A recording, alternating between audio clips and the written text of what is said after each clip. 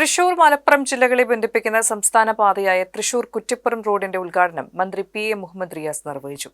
ഇനി സുഖയാത്ര. ഈ റോഡിൽ ഏകദേശം 27 കിലോമീറ്റർ BMNBC നിലവാരത്തിലും 3.5 കിലോമീറ്റർ കോൺക്രീറ്റ് പ്രതലമായുമായിട്ടാണ് നിർമ്മിച്ചിട്ടുള്ളത്. ഈ റോഡ് മികച്ച നിലവാരത്തിൽ ഡിസൈൻഡ് റോഡായി മാറിയിരിക്കുകയാണ്. BMNBC റോഡ് എന്ന് പറഞ്ഞാൽ ഇന്ന് നമ്മുടെ രാജ്യത്ത് റോഡ് നിർമ്മാണ രീതിയിൽ ഏറ്റവും ഉയർന്ന ഗുണനിലവാരം ഉറപ്പുവരുത്താവുന്ന നിർമ്മാണ രീതിയാണ്. ചെലവ് കൂടുതലാണ്.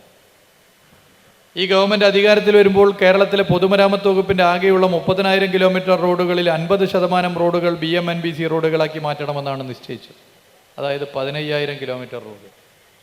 എന്നാൽ 5 കൊല്ലം പൂർത്തീകരിക്കുമ്പോൾ 18,000 കിലോമീറ്റർ റോഡ് ഈ കേരളത്തിൽ BMNBC റോഡായി മാറി എന്നുള്ള സന്തോഷപരം നിങ്ങളെ അറിയിക്കുകയാണ്. കുന്നംകുളം പഴയ ബസ് സ്റ്റാൻഡിൽ നടന്ന ചടങ്ങിൽ AC മൊയ്തീൻ MLA അധ്യക്ഷനായി. ചെറുവള്ളിക്കടവ് പാലത്തിന്റെ നിർമ്മാണോദ്ഘാടനവും കലശമലയിൽ ഏറ്റെടുത്ത 11.95 ഏക്കർ ഭൂമിയുടെ രേഖ കൈമാറലും ചടങ്ങിൽ മന്ത്രി നിർവഹിച്ചു.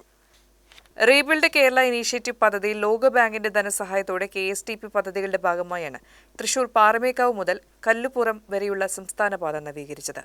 33.243 കിലോമീറ്റർ ദൈർഘ്യമുള്ള പാത BMNBC പ്രതല നിർമ്മാണവും കോൺക്രീറ്റ് പ്രതല നിർമ്മാണം ഉപയോഗിച്ച് അന്താരാഷ്ട്ര നിലവാരത്തിലേക്ക് ഉയർത്തി.